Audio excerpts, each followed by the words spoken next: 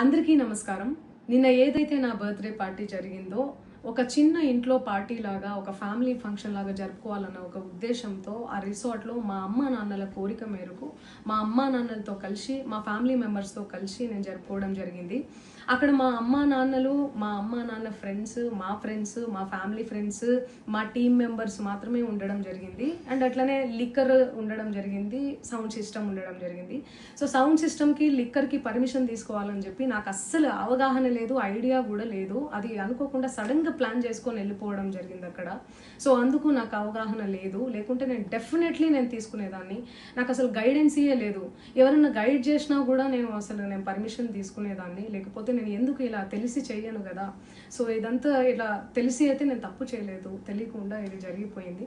And అక్కడ local liquor తప్ప అసలు వేరే ఏ ఇతర పదార్థాలు, మత్తు పదార్థాలు కానీ వాడడం అసలు జరగలేదు. అక్కడ దొరకలేదు కూడా, పోలీసులు సెర్చ్ చేసినా కూడా.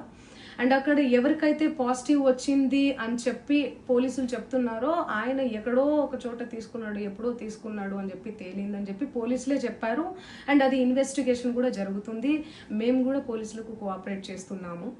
అండ్ నేను ఎందుకు ఇలా చేస్తాను, అసలు నాకు తెలిసి ఎందుకు చేస్తాను?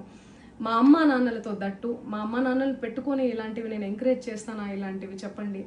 అండ్ ఒక రోల్ మోడల్గా, ఒక ఇన్స్పిరేషనల్గా ఉండాలని అనుకుంటాను, కానీ నేను ఇలా ఎందుకు నేను చేస్తాను? సో ప్లీజ్ దయచేసి మీడియా మిత్రులకు నా విన్నపం ఏంటంటే, ఆధారాలు లేని అభియోగాలు నా మీద అస్సలు మోపద్దు ప్లీజ్.